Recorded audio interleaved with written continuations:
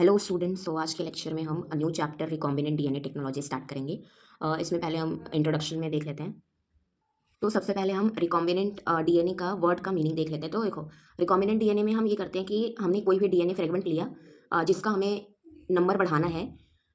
तो ये कोई डीएनए का फ्रेगमेंट है, ये चैप्टर में हम आगे पढ़ेंगे डिटेल में। एंड उसको किसी वेक्टर के अंदर इंट्रोड्यूस कर दिया तो हमें रिकॉम्बिनेंट डीएनए आरडीएनए मिलता है। क्योंकि हमने अलग अलग डीएनए को, यानी कि जो अलग अलग थे उनको आपस में जोड़ा है, तो उसके लिए इसीलिए हम लोग उसको बोलते हैं रिकॉम्बिनेंट, यानी कि कुछ हमने नया बनाया है। तो इसी रिकॉम्बिनेंट डीएनए का यूज़ करते हैं हम लोग रिकॉम्बिनेंट डीएनए टेक्नोलॉजी में।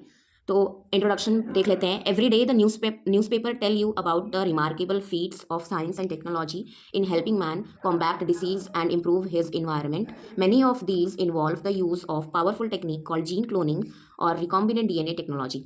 तो जीन क्लोनिंग यानी कि जीन एडिटिंग, जीन के अंदर हम लोग कुछ एडिटिंग कर रहे हैं, इसीलिए हम लोग इसको जीन एडिटिंग भी बोलते हैं। तो इधर हम लोग रिकॉम्बिनेंट डीएनए टेक्नोलॉजी का यूज़ कर कर जीन क्लोनिंग करेंगे, यानी कि जीन के कॉपी को बढ़ाएंगे। वो आगे हम देखेंगे अभी डिटेल में। Using such technology bacteria in past were engineered to produce human insulin, a hormone which fight diabetes, जैसा कि हमें पता है। तो इंसुलिन हार्मोन के बारे में हमें पता है कि वो इम्पॉर्टेंट है। तो हमने पता है इसको कल्चर कर लिया है, यानी कि अब जो ह्यूमन का इंसुलिन का जीन जो है हमने उसको बाहर निकाला एंड उसको वेक्टर के अंदर इंट्रोड्यूस कर उसको इकोलाई के अंदर इंसर्ट कर दिया। तो इसीलिए हम लोग यहाँ पर भी रिकॉम्बिनेंट डीएनए टेक्नोलॉजी का यूज़ कर रहे हैं। इसीलिए ये भी एक एग्जाम्पल है। तो ये ह्यूमन इंसुलिन, यानी कि अब जो बैक्टीरिया जो है वो ह्यूमन इंसुलिन जो है वो प्रोड्यूस करता है, क्योंकि उसके डीएनए के अंदर ह्यूमन इंसुलिन है, ह्यूमन इंसुलिन का जीन है। और जैसा कि हमें पता है कि जो बॉडी है वो वर्क ही करती है पूरा डीएनए पर, मतलब जो भी एंजाइम्स बनने हैं सब कुछ डीएनए जो है वो कंट्रोल करता है। तो क्योंकि बैक्टीरिया के अंदर ह्यूमन इंसुलिन का जीन है, इसीलिए वो ह्यूमन इंसुलिन बनाता है और उसको हम लोग बाद में प्यूरिफाई करके ह्यूमंस को दे सकते हैं जो इनको डायबिटीज़ है, ताकि ट्रीटमेंट हो पाए। अब फर्दर जो एग्जांपल है, yeast cell were made to produce hepatitis B vaccine. ये एक एग्जांपल याद रखना कि हेपेटाइटिस बी वैक्सीन जो है ईस्ट सेल से प्रोड्यूस कराया था। Plant such as cotton were made insect resistant, BT cotton. तो इसके बारे में भी, जैसे बीटी कॉटन के बारे में पता ही होगा कि इसमें जो बैसिलस थेरोजेनेसिस का जो बैक्टीरिया था उसके अंदर कुछ टॉक्सिन्स पाए जाते थे जिनका जीन इंट्रोड्यूस कर दिया गया प्लांट में। तो जब प्लांट पर वो कैटरपिलर फीड करता है तो वो जो टॉक्सिन है उसके गट से बाइंड होकर उसको मार देता है। तो इससे हमने बीटी कॉटन यानी कि इंसेक्ट रेजिस्टेंट बना दिया। अब उसके ऊपर कीड़े नहीं लगेंगे। तो ये पढ़ लिया हमने। Have you ever wondered how scientist are able to achieve all this? तो ये सब कैसे कर पा रहे हैं, तो इसी चैप्टर में हम ये जानेंगे। The present chapter will introduce you main technique used in gene cloning along with some important applications for you to understand and marvel at the simplicity and power of this area of biotechnology। तो recombinant DNA technology एक बहुत major part है biotechnology का, recombinant DNA technology. क्योंकि ज़्यादातर जो पूरा जो बेसिस है वो रिकॉम्बिनेंट डीएनए टेक्नोलॉजी पे ही बेसिस है। हम लोग जीन से ही यहाँ पर खेलते हैं। Next basic step of RDT है, यानी कि आरडीटी में जो भी बेसिक स्टेप, यानी कि रिकॉम्बिनेंट डीएनए बनाने के लिए क्या हम करते हैं, तो उसको इलस्ट्रेट किया है थ्रू द डायग्राम। तो ये डायग्राम इंपॉर्टेंट भी है, इसको लर्न कर लेना। वैसे पूरा चैप्टर अगर पढ़ लेंगे तो ये बहुत अच्छे से समझ में आएगा, लेकिन ऊपर ऊपर से मैं फिर से एक बार बता देती हूँ। जो ये देखो, ये वेक्टर होता है। हम आगे चैप्टर में टाइप्स ऑफ वेक्टर के बारे में पढ़ेंगे। अभी हम लोग ये प्लाज्मिड कंसीडर कर लेते हैं। तो क्लोनिंग वेक्टर होता है। क्यों क्लोनिंग बोला? क्योंकि ये जो है ये हमारे फ्रेगमेंट को, यानी कि डीएनए फ्रेगमेंट जो हमारा जीन ऑफ इंटरेस्ट है उसको क्लोन करेगा, इसलिए क्लोनिंग वेक्टर। ठीक है, प्लाज्मिड का एग्जाम्पल यहाँ पे। तो रेस्ट्रिक्शन एंजाइम्स के बारे में भी हम पढ़ेंगे। तो क्या करते हैं कि हम लोग प्लाज्मिड लेते हैं, यानी कि वेक्टर लेते हैं, और जो भी अपना डीएनए फ्रेगमेंट है उसको लेते हैं एंड दोनों को कट कराते हैं with the help of restriction enzymes. ठीक है, तो रेस्ट्रिक्शन एंजाइम्स का यूज़ कर हम लोग कट लगाते हैं। जैसे इधर देखो, इधर ऐसे कट लगा दिया। तो हम आगे पढ़ेंगे रेस्ट्रिक्शन एंजाइम्स क्या करते हैं, और मॉलिक्यूलर सीजर्स बोलते हैं इनको। तो ये डीएनए को कट कर देते हैं from a particular sequence.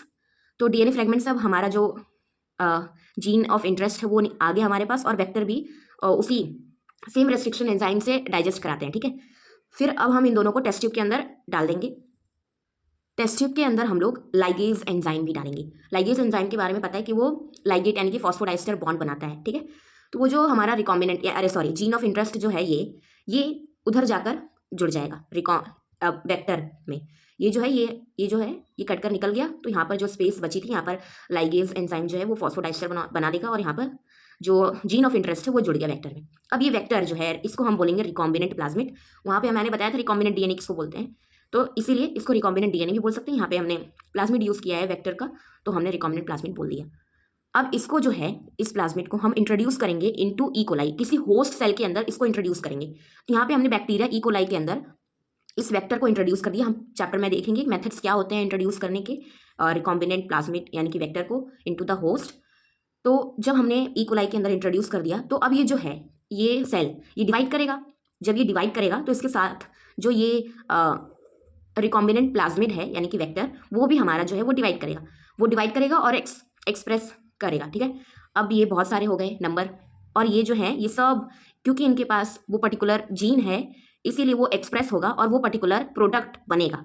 Then बाद में हम उसको प्यूरिफाई कर लेंगे। आई थिंक ये माइक्रोबियल सेल कल्चर में हमने पढ़ रखा था, यानी कि पढ़ रखा है कि कैसे हम लोग प्यूरिफाई करते हैं। ह्यूमन इंसुलिन के बारे में पढ़ा था। तो ये हो गया बेसिक स्टेप्स ऑफ आरडीटी। अब आगे बढ़ते हैं। तो जो नेक्स्ट है वो है the steps involved in RDT. ठीक है, यानी कि जो रिकॉम्बिनेंट डीएनए टेक्नोलॉजी में जो बेसिक स्टेप्स जो होते हैं वो पूरे क्या है। देखो वो डायग्राम और ये 4 स्टेप्स। क्वेश्चन आ सकता है ऐसा कि what are the steps involved in RDT, explain with diagram. तो ये 4 पॉइंट और वो डायग्राम बना दोगे तो सही रहेगा। ठीक है, तो इसमें पहला पॉइंट है isolation of DNA fragment containing gene of interest that needs to be cloned, यानी कि जिसका हमें नंबर बढ़ाना है एंड उसका एक्सप्रेशन कराना है उसको हम बाहर निकालेंगे डीएनए फ्रेगमेंट से। जो भी पर्टिकुलर डीएनए फ्रेगमेंट, जैसे ह्यूमन डीएनए है तो उसके अंदर से हम लोग इंसुलिन का अगर क्लोनिंग कराना चाहते हैं इंसुलिन जीन का, तो हम लोग इंसुलिन वाला जीन निकाल लेंगे। तो इसको हम लोग इंसर्ट बोलते हैं, जिसका हमें क्लोनिंग कराना होता है। ठीक है, then generation of recombinant DNA rDNA molecule by insertion of DNA fragment into carrier DNA molecule called vector। तो वेक्टर क्या है? कैरियर डीएनए मॉलिक्यूल, यानी कि वो क्या बोल रहा है, मतलब कि ये हमारे जीन ऑफ इंटरेस्ट को यानी कि इंसर्ट को कैरी कर रहा है, इसीलिए इसको कैरियर डीएनए मॉलिक्यूल भी बोलते हैं वेक्टर। ठीक है, एग्जाम्पल प्लाज्मिड दे रखा है, आगे हम और भी पढ़ेंगे। That can self replicate within a host cell. देखो रेप्लिकेशन के लिए ओरिजिन ऑफ रेप्लिकेशन चाहिए होता है, तो ओरिजिन ऑफ रेप्लिकेशन हर डीएनए के पास होता है। तो उधर ही मतलब जब उधर से ही जो रेप्लिकेशन है वो स्टार्ट होता है। तो ये जो प्लाज्मिड होता है यानी कि वेक्टर्स होते हैं वो सेल्फ रेप्लिकेट करते हैं इनटू द होस्ट सेल। तो ऐसे वेक्टर हमें चाहिए जो सेल्फ रेप्लिकेट, यानी कि ऐसा ना हो कि वो सेल के जो डीएनए है उस पर डिपेंड करते हों कि वो जब डिवाइड करेगा तो हम डिवाइड करेंगे। ठीक है, इसको मतलब इतने कॉम्प्लिकेटेड मत बताओ, जो लिखा हुआ है उसको समझ लो अच्छे से एंड वही लिख देना, क्योंकि बहुत अच्छे पॉइंट्स लिखे हुए हैं already. Transfer of rDNA into E coli host cell. तो अब हम होस्ट में ट्रांसफर करेंगे रिकॉम्बिनेंट डीएनए को, इसको हम ट्रांसफॉर्मेशन बोलते हैं। आगे हम और भी टेक्निक्स देखेंगे। नेक्स्ट 4th है last, select of only those host cell carrying a rDNA। अब ऐसा भी हो सकता है कि कुछ होस्ट सेल ने हमारे rDNA को लिया है और किन्हीं ने नहीं लिया है, तो उसका भी हम लोग सेलेक्शन करेंगे। आगे मैं डिटेल में बहुत अच्छे से समझाऊंगी, तो अभी ऊपर से सब कुछ पढ़ लो। ठीक है, ये सब लर्न कर लेना। ये 4 पॉइंट बहुत ईजी, मतलब आसान तो है, पूरा चैप्टर समझ में आ जाएगा तो बहुत आसान लगेगा, अपने आप ही लिख लोगे। तो ये हो गया 4 पॉइंट। द होल प्रोसेस दस can generate either a large amount of rDNA gene cloning or large amount of protein expressed by the insert। तो अब मेन पॉइंट पहला ये आ जाता है कि first recombinant DNA molecule was generated using these procedure, यानी कि रिकॉम्बिनेंट डीएनए मॉलिक्यूल बनाया था यूजिंग दीज प्रोसीजर। ठीक है, were established by combined effort in 1973 में by the molecular biologist Paul Berg, Herbert Boyer, Annie Chang and Stanley Cohen. ठीक है, ये 4 जो साइंटिस्ट हैं उनके नाम याद कर लेना, मॉलिकुलर बायोलॉजिस्ट। इन्होंने ही first recombinant DNA molecule generate किया था इन द ईयर 1973। ठीक है, अब next topic tools of recombinant DNA technology. तो अब हम जो भी हमें सामान चाहिए वो हम लोग ले लेते हैं, इसीलिए टूल्स लिखा है वो। ठीक है, तो हम क्या क्या यूज़ करेंगे वो सब ले लेंगे जो इंपॉर्टेंट है। In order to generate recombinant DNA molecule, we not only require the vector and the insert DNA, but also a method to precisely cut these DNA molecule and then join them together. Ligation बोलते हैं जिसको। Several molecular tools are required to perform the various steps, and these are described in following sections. So पहला जो important है वो है restriction enzymes, यानी कि जो enzymes हैं। तो restriction enzymes के बारे में पढ़ लेते हैं पहले। इसको हम लोग molecular scissors भी बोलते हैं। तो the foundation of recombinant DNA technology were laid by discovery of restriction enzymes। तो restriction enzymes का डिस्कवरी जब हुआ तभी recombinant DNA टेक्नोलॉजी जो है हम यूज़ कर पाएँ, क्योंकि ये बहुत ही इंपॉर्टेंट है। These enzymes exist in bacteria where they function as a part of defense mechanism called the restriction modification system. तो जब डिस्कवरी हुई रेस्ट्रिक्शन एंजाइम्स की तो हमें ये मिले कहाँ, ये एंजाइम्स जो है एग्जिस्ट करते थे इन द बैक्टीरिया, ठीक है, बैक्टीरिया के अंदर, और वहाँ पे फंक्शन क्या करते थे, एज अ डिफेंस मैकेनिज्म, ठीक है, जिसका नाम भी याद रखना, रेस्ट्रिक्शन मॉडिफिकेशन सिस्टम। जैसे क्वेश्चन आ जाता है कि explain the restriction modification system in bacteria, तो हमें ये 2 पॉइंट्स जो है वो एक्सप्लेन करने होते हैं, ठीक है।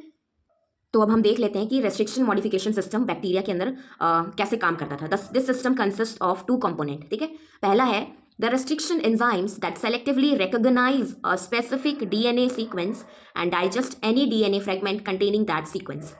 तो जो रेस्ट्रिक्शन एंजाइम है वो सेलेक्टिवली रिकॉग्नाइज करता था एक पर्टिकुलर सीक्वेंस के बारे में पता है, जैसे प्यूरिन, सॉरी ऐसे नहीं बताऊंगी, जैसे बेसिस होते हैं, जैसे ए और टी, जी एंड सी, ठीक है, ये होते हैं बेसिस डीएनए में प्रेजेंट, और इसको हम लोग रीड कैसे करते हैं, तो डीएनए के अंदर सीक्वेंसेस होते हैं, जैसे ए जो है हमें पता है बाइंड करता है, मतलब पेयर करता है with the T, thymine, adenine जो है थाइमिन के साथ बाइंड कर मतलब पेयर करता है, गुआनिन जो है साइटोसिन के साथ। तो ऐसे जो है ये बेसिस प्रेजेंट होते हैं डीएनए के अंदर।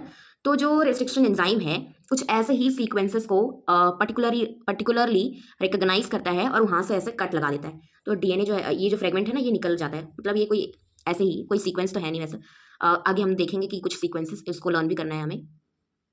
तो जो रेस्ट्रिक्शन एंजाइम है वो रिकॉग्नाइज करता है स्पेसिफिक डीएनए सीक्वेंस को और उसको डाइजेस्ट कर लेता है, यानी कि वहाँ से कट कर देता है, तो DNA fragment containing that sequence, ठीक है। The term restriction is derived from the ability of these enzymes to restrict the propagation of foreign DNA, viral phage DNA in the bacterium. तो अब ये काम कैसे करता है कि जैसे यही एग्जांपल ले लो, जैसे ये कोई सीक्वेंस है और इसको रेस्ट्रिक्शन एंजाइम जो है वो रिकॉग्नाइज कर रहा है, ठीक है। तो जैसे ही ये कोई डीएनए फ्रेगमेंट आया, ठीक है, बैक्टीरिया के अंदर आ गया अंदर, और जो है इसको इस रेस्ट्रिक्शन एंजाइम को ये वाला सीक्वेंस दिख गया बैक्टीरिया के अंदर, तो अब ये क्या करेगा, इसको यहाँ से कट कर देगा, फ्रेगमेंट्स में तोड़ देता है। तो जो भी स्पीशी का डीएनए, यानी कि जैसे बैक्टीरिया को इन्फेक्ट करते हैं वायरसेस, तो वो वायरसेस से बचने के लिए बैक्टीरिया में ये डिफेंस मैकेनिज्म है, तो वर्क ऐसे ही करता है जैसे मैंने अभी बताया कि उस रेस्ट्रिक्शन एंजाइम जो है पहचान लेगा इस पर्टिकुलर सीक्वेंस को और वहाँ से उसको कट लगा देगा, तो जो डीएनए है वो फ्रेगमेंट्स में टूट जाएंगे, अब वो किसी काम के नहीं रहे, तो अपना डीएनए ही खराब कर दिया, मतलब तोड़ दिया, समझ रहे।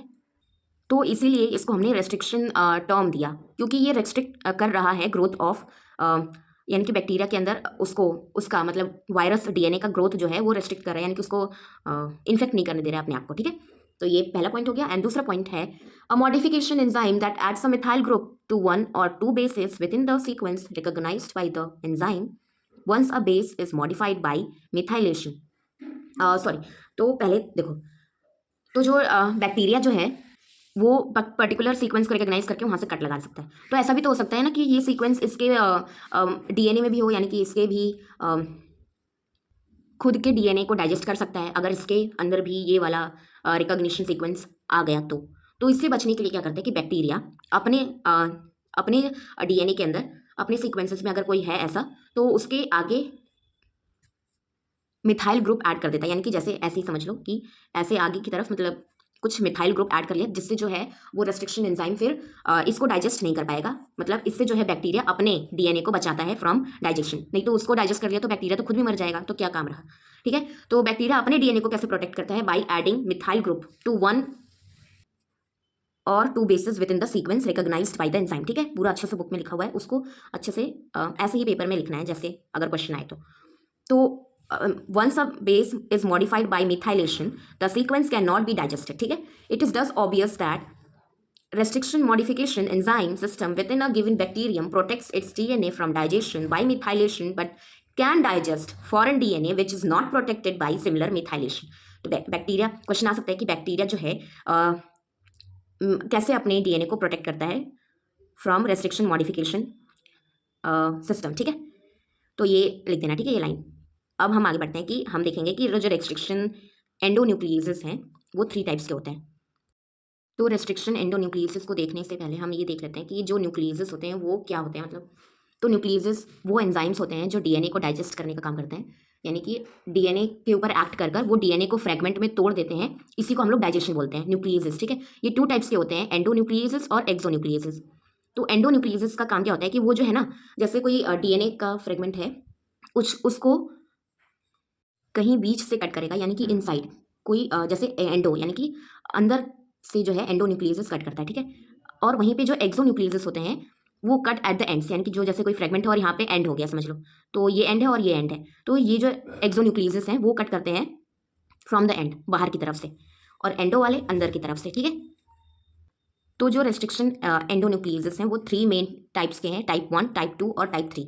तो टाइप 2 जो है हम उसको यूज़ करते हैं in the recombinant DNA technology, क्योंकि वो बहुत अच्छा है। और अच्छा क्यों, ये क्वेश्चन भी आता है कि why type 2 restriction enzymes are used in recombinant DNA technology. तो ये लिखना है, ठीक है, जो लिखना मैं बता रही हूँ अभी।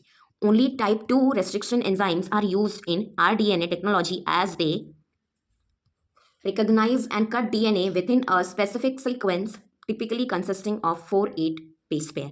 बेस पेयर जैसे मैंने बताया था ATGC, ठीक है। इनको जो है एक पर्टिकुलर सीक्वेंस को रिकॉग्नाइज करता है, एक स्पेसिफिक सीक्वेंस को विद इन द डीएनए, और उसको वहाँ से कट लगाता है, जो टिपिकली 4 से 8 बेस पेयर तक होते हैं, ठीक है। This sequence is referred to as a restriction site and is generally palindromic। तो वर्ड पैलेंड्रोमिक यानी कि पैलेंड्रोम का मीनिंग क्या होता है पहले ये देख लो। जैसे कि कोई वर्ड है वो हम आगे से रीड करें या पीछे से रीड करें, वो दोनों सेम ही रीड करते हैं। जैसे एग्जांपल मैडम, मैडम को देखो आगे से रीड कर रहे हैं और पीछे से भी रीड कर रहे हैं, तो वही सेम है, तो इसको हम पैलेंड्रोमिक बोलते हैं।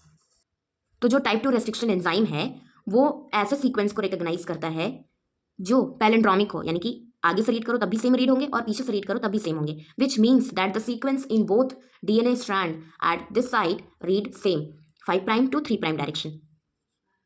तो हमें पता है कि जो डीएनए है, डीएनए का रीडिंग का जो सिस्टम है, यानी कि उसको हम लोग रीड करते हैं फ्रॉम 5' to 3', ठीक है। और वैसे ही जो दूसरा वाला स्ट्रैंड होता है जो एंटी पैरल रन करता है, उसके इन दोनों स्ट्रैंड की जो पोलैरिटी है वो अपोजिट होती है, यानी कि एक 5 से 3' रन कर रहा है तो दूसरा 3' से 5' होगा, लेकिन जो हम रीड करते हैं डीएनए को वो हमेशा 5' to 3' करते हैं। तो पैलेंड्रोमिक सीक्वेंस का जैसे ये EcoR1 रेस्ट्रिक्शन एंजाइम का रिकॉग्निशन साइट है, तो जैसे ये 5' से 3' तक हम रीड कर रहे हैं उसको, तो ये GAATTC ऐसे रीड हो रहा है। अब इसको हम लोग इस स्ट्रैंड पे रीड कर रहे हैं फ्रॉम बैक टू फ्रंट, यानी कि पीछे से आगे की तरफ, तो भी हमें मिल रहा है GAATTC, ठीक है। तो ये दोनों जो सीक्वेंस है, ये जो सीक्वेंस है पर्टिकुलर, ये पैलेंड्रोमिक है, यही बुक में लिखा हुआ है। मतलब ये जो लाइन है which means that sequence in both strand at this site read same 5' to 3' direction, ये मैंने समझा दिया। Now type 2 restriction enzymes are named after the bacterial species they have been isolated from. जैसे एग्जाम्पल मैं EcoR1 का लेके उसका मैं बता देती हूँ। तो जब हम लोग किसी भी रेस्ट्रिक्शन एंजाइम का नेमिंग करते हैं तो उसमें 4 रूल्स जो हैं वो फॉलो होते हैं। जैसे कोई नई रेस्ट्रिक्शन एंजाइम हमने डिस्कवर किया तो उसको हम लोग नेमिंग करते हैं। नेमिंग किस हिसाब से करते हैं, तो जैसे एग्जांपल मैंने यहाँ पे EcoR1 का लिया है, तो अगर बुक में क्वेश्चन पूछे कि explain naming of restriction enzyme जो भी ऐसे, तो EcoR1 का एग्जाम्पल लेकर ऐसे ही फ्लो चार्ट के में बना दोगे तो सही रहेगा, ठीक है। तो जैसे EcoR1 में जो E यानी कि पहला लेटर है, first letter of generic name of the source of the bacteria. जैसे इस्चरेशिया है, ठीक है, इस्चरेशिया इकोलाई, ठीक है, इस्चरेशिया कोलाई होता है, तो जो इस्चरेशिया होता है उसका जेनरिक नेम होता है, तो उसका फर्स्ट लेटर जो कैपिटल में होगा, ठीक है, वो लेना है। तो जेनरिक नेम होता है पहला लेटर। नाउ सेकंड 2 लेटर वो होते हैं स्पेसिफिक नेम वाले। जैसे हम लोग किसी भी ऑर्गेनिज्म का नेमिंग करते हैं, वो हमने रूल पढ़ा हुआ है जो साइंटिफिक मेथड है, पहले जेनरिक नेम लिखते हैं देन स्पेसिफिक एपिथेट लिखते हैं। तो जो दूसरा जो वर्ड आएगा यानी कि 2 letters from the specific name, first 2 letter of specific name of the source of the bacteria, ठीक है। ये जैसे इसका इस्चरेशिया तो जेनरिक नेम है, कोलाई जो है वो स्पेसिफिक यानी कि स्पीशीज नेम है। ये हो गए वहाँ से 2 लेटर उठाने, और फिर थर्ड लेटर जो आएगा वो आएगा from strain of the bacteria, यानी कि अलग अलग, जैसे स्ट्रेन अभी समझ लो ऐसे ही कि स्ट्रेन अलग अलग वैराइटीज़ होती हैं बैक्टीरिया की, अलग अलग टाइप, यानी कि कुछ चेंजेस हो जाते हैं उनको तो हम लोग स्ट्रेन में पुट कर देते हैं, यानी कि अलग अलग वैराइटीज़ ऐसे समझ लो। तो आर यहाँ पर strain of the bacteria, third letter जो है वो स्ट्रेन ऑफ द बैक्टीरिया को बताएगा और उसका फर्स्ट लेटर हमें लिखना है, और लास्ट में हमें लिखना है द सीक्वेंस ऑफ आइसोलेशन, यानी कि ऑर्डर, किस ऑर्डर में हमने आइसोलेट किया। जैसे EcoR1 से ये पहला रेस्ट्रिक्शन एंजाइम हम था कि इससे पहले भी और हो चुके हैं, तो उस हिसाब से तो EcoR1 से ये जो EcoR1 जो है रेस्ट्रिक्शन एंजाइम, ये पहला रेस्ट्रिक्शन एंजाइम है जो आइसोलेट किया गया था, इसीलिए इसको 1 लिखा है, ठीक है। तो ये बताता है सीक्वेंस ऑफ आइसोलेशन। तो ये फ्लो चार्ट याद रखो, ऐसे ही एक्सप्लेन कर देना। तो इसको एक बार बुक में भी देख लेते हैं। जैसे for example, a commonly use restriction enzyme EcoR1 isolated from bacterial species E. coli is named so with the first three etylized first three etylized alphabet referring to genus E and species CO. The capital letter R referring to the strain RY13. तो ये strain याद रखना RY13 है. And number designated with the Roman numeral 1 indicating that it was the first enzyme to be isolated from this strain of bacteria. ठीक है, ये flow chart के form में मैंने बता दिया. तो ये नेमिंग ऑफ रेस्ट्रिक्शन एंजाइम हो गया. अब restriction enzymes were first discovered and studied by molecular biologist W. Arbour, H. Smith and D. Nathans, for which they were awarded the Nobel Prize in 1978. तो ये साइंटिस्ट के name याद रखना. Today more than 1,000 restrictions enzymes are available for genetic engineers to use. Some commonly used restriction enzymes type 2 along with their sources and restriction modifications sequence have been listed in table 1 below. तो जो है अब तो restriction enzymes हम artificially भी बना सकते हैं. तो ये जो टेबल पूरी दी है इसमें ये रेस्ट्रिक्शन एंजाइम्स हैं, नेम यानी कि ALU1, BAM-H1, EcoR1 ये सब, और इनके जो सोर्सेज हैं यानी कि कहाँ से हमने इनको निकाले हैं, माइक्रोबियल सोर्सेज. और फिर ये है रिकॉग्निशन सीक्वेंस यानी कि ये जो रेस्ट्रिक्शन एंजाइम है किस पर्टिकुलर सीक्वेंस को रिकॉग्नाइज करता है DNA के अंदर और कट लगाता है वहाँ पर. तो ये जो है पूरा टेबल लर्न कर लेना और इसमें कुछ है नहीं. तो हमने रेस्ट्रिक्शन एंजाइम्स के बारे में पढ़ लिया. अब हम इसके 2 टाइप्स ऑफ क्लीवेज को पढ़ लेते हैं. यानी कि जो रेस्ट्रिक्शन एंजाइम है जब सीक्वेंस को रिकॉग्नाइज करता है तो वो 2 टाइप्स ऑफ कट देता है. एक तो होता है ब्लंट और एक होता है स्टिकी एंड. तो ये 2 टाइप्स ऑफ कट जो है वो प्रोड्यूस करता है जब सीक्वेंस को कट करता है. The exact kind of cleavage produce by restriction enzyme is important in design of gene cloning experiment. Some cleave both strands of DNA through the center, resulting in blunt or flush end. These are also known as symmetrical cuts. From table 1, it is obvious that enzyme ALU1 cuts symmetrically. जैसा कि ये example यहाँ पर दिया हुआ है, यानी कि ये ऐसे इधर बीच से कट करता है. तो जो ये इधर सेपरेट हो गया इतना और ये इतना इधर सेपरेट हो गया जैसे ये दिया हुआ है. तो बीच में कट लगाया है, इसको हम बोलते हैं ब्लंट और फ्लश एंड, और इसको सिमेट्रिकल कट्स भी बोलते हैं. ठीक है, ये याद रखना. नाउ नेक्स्ट जो कट होता है वो होता है स्टिकी और cohesive ends. However, EcoR1 cut in a way producing protruding or recessed end known as sticky or cohesive end. Because these ends can base pair and stick the DNA molecule back together again, such cuts are termed staggered. तो ये EcoR1 का recognition sequence है. तो ये cut कहाँ पे लगाता है, यहाँ से और एक यहाँ से.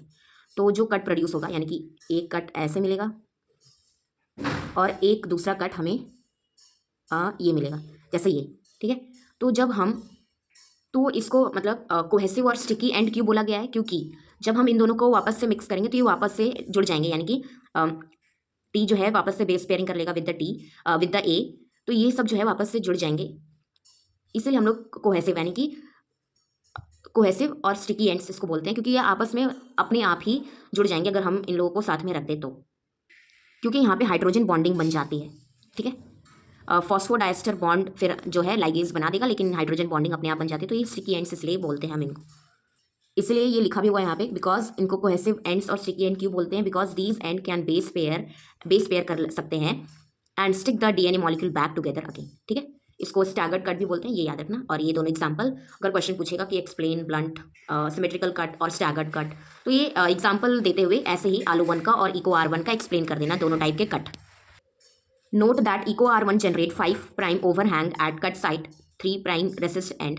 Hence, if 2 different DNA fragment containing EcoR1 recognition sites are cleaved and mixed, the sticky end can bind and generate a hybrid or recombinant DNA. जैसा कि मैंने पहले एक्सप्लेन कर दिया, यानी कि जैसे कि एक पर्टिकुलर सीक्वेंस है, जैसे ये फ्रेगमेंट है और ये फ्रेगमेंट है, इन दोनों को डाइजेस्ट करा दिया हमने EcoR1 का यूज़ करके. तो जैसे यहाँ पर 5' हो जाएगा और यहाँ पर भी 5'. ठीक है, चलो ये सब छोड़ो, मतलब देखो ऐसे ही देख लो. जैसे ये एक स्ट्रक्चर हमें मिल जाता है, जैसे कट लगाते हैं हम लोग तो ऐसे. ठीक है, और दूसरा भी हमने इसको इसी से डाइजेस्ट कराया EcoR1 से, तो हमें भी ऐसा कट मिला. अब ये देखो जब इसमें हम लोग मिक्स करेंगे टेस्ट ट्यूब में आपस में, तो ये इन दोनों के बीच में हाइड्रोजन बॉन्डिंग बन जाएंगी, बेस पेयरिंग कर लेंगे. क्यों, देखने से ही लग रहा है कि ये जो है पर्टिकुलर पार्ट इसमें फिट हो जाएगा, है ना. फिट तो हो जाएगा यहाँ पर, ये वाला पार्ट जो है यहाँ पर फिट हो जाएगा, और ऐसे ये जो है दोनों लाइगेट हो जाएंगे. तो ये आपस में बिना मतलब कुछ यूज़ किए ही अपने आप ही लाइगेट हो जाते हैं, इसीलिए इसको हम कोहेसिव और स्टिकी एंड बोलते हैं. तो हमें रिकॉम्बिनेंट DNA यहाँ पर मिल जाता है. बस यही है, बहुत सिंपल है ये. तो यहाँ तक पढ़ लेना और आगे हम चैप्टर स्टार्ट करेंगे restriction fragment length polymorphism RFLP next video में। सो यहाँ तक पढ़ लेना, अगर कोई डाउट है तो कमेंट सेक्शन में पूछ लेना। Thank you. और ये टेबल जो है इसको लर्न कर लेना, और टाइप्स ऑफ मतलब टाइप 2 रेस्ट्रिक्शन एंजाइम्स की ये टेबल, ठीक है। Thank you.